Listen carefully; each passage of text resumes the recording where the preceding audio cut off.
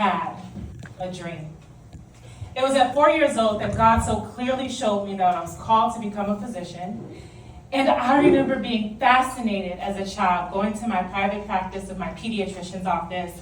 I was so excited about everything in his office. I think I was the only kid that was excited to get shots just so I could learn everything that a doctor did.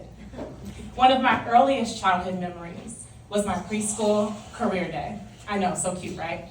So there we were. Our job was to come to school dressed as what we wanted to be and to present it to the class.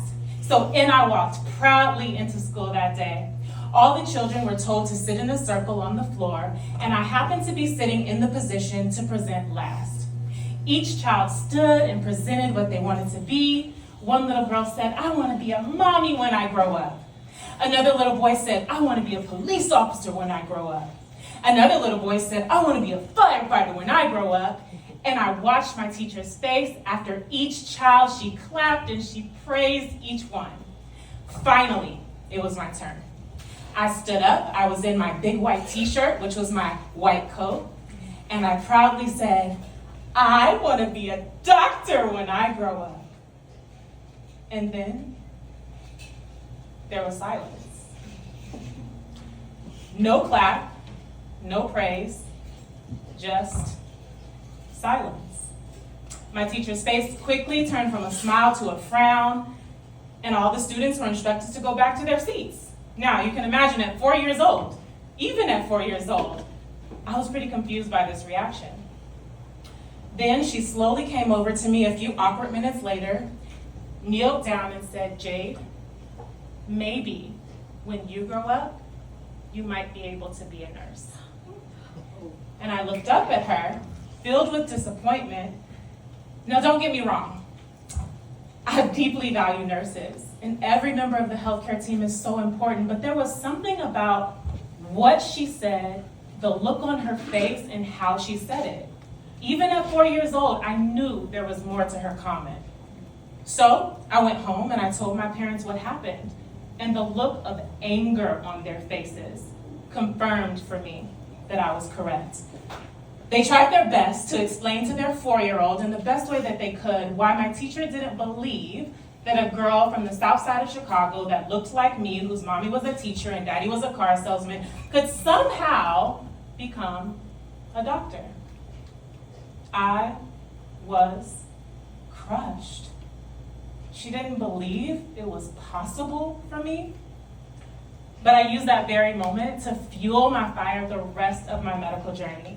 Through every setback and challenge, and I had plenty, I would think of her words, dust myself off, and keep going. I was determined to prove her wrong. Now, in Baby Jade's dream, I envisioned a world where I would heal, where I would help people transition to a healthier lifestyle. And at 8 years old, my hometown became Las Vegas, and I dreamed of providing quality health care to the Las Vegas community. Throughout my medical journey, through medical school and high school, to pre-med at UNLV, to medical school in Illinois, that dream never changed. That desire to provide the quality health care to the Las Vegas community only grew stronger. It wasn't until my residency training in California where I realized just how broken our healthcare system really is. And it didn't look like Baby Jade's dream at all. Now, it didn't help that my residency training happened to be in the middle of this global medical pandemic that we now all know as COVID, where I was on call nonstop, running from the emergency room to the ICU, to the hospital floor, to the labor and delivery, giving birth or delivering babies while women gave birth wearing masks, off to giving CPR, calling the time of death, giving patients' families devastating news, all while being 8 months pregnant myself with my first child, hoping that I wouldn't catch it, give it to my unborn baby, my husband, or my family. Oh, it was crazy times.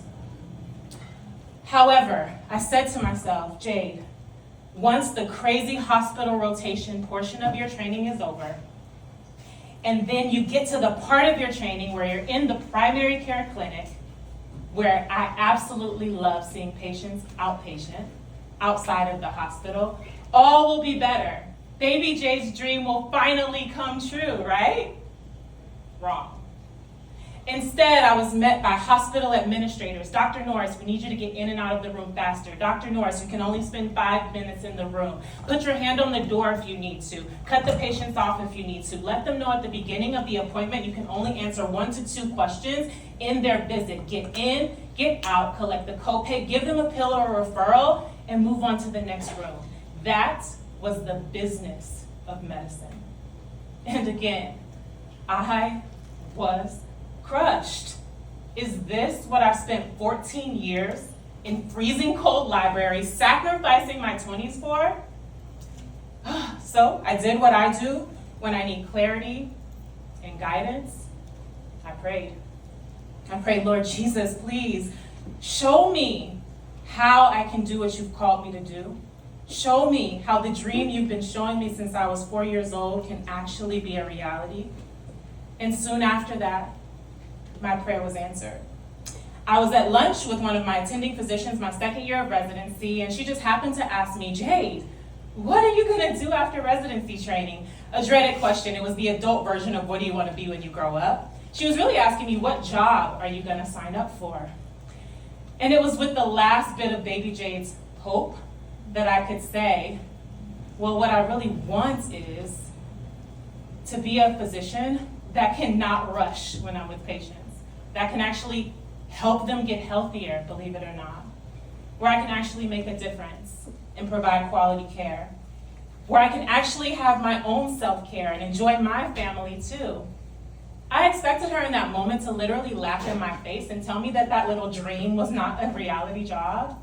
But to my surprise, she squinted her eyes and paused and said, it sounds like you're interested in something called direct primary care.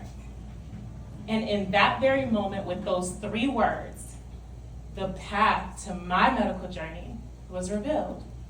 So straight from residency, I began learning everything there was to know about this membership style of medicine that was growing and taking the United States by fire, where physicians were leaving the insurance-based practice, opening a membership style private practice, and then having the time to provide quality care to patients and actually focus on healthcare instead of sick care. I said to myself, that's what I'm gonna do. Not only am I going to do it, but I'm going to do it straight from residency. Now, most of my physician colleagues thought I was absolutely crazy, because 8 weeks after having my second baby, here I was at a ribbon cutting with my 2-year-old running around opening the doors to Inspire Primary Care. They said, what?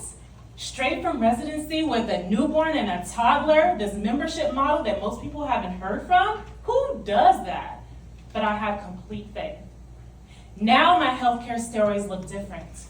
Now when I see patients like one I saw last week who's lost over 100 pounds, whose type 2 diabetes we've reversed, whose high blood pressure is now reversed, who is now medication free and who has a completely different outlook on life, and now those healthcare wins are the norm at Inspire Primary Care, my joy and passion for medicine has been reborn.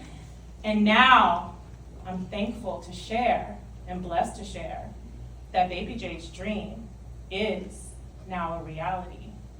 And now Dr. Jade's dream is to continue to spread this quality-focused, wellness-focused healthcare mission throughout the Las Vegas Valley and beyond. And that chapter of the story is to be continued. Thank you.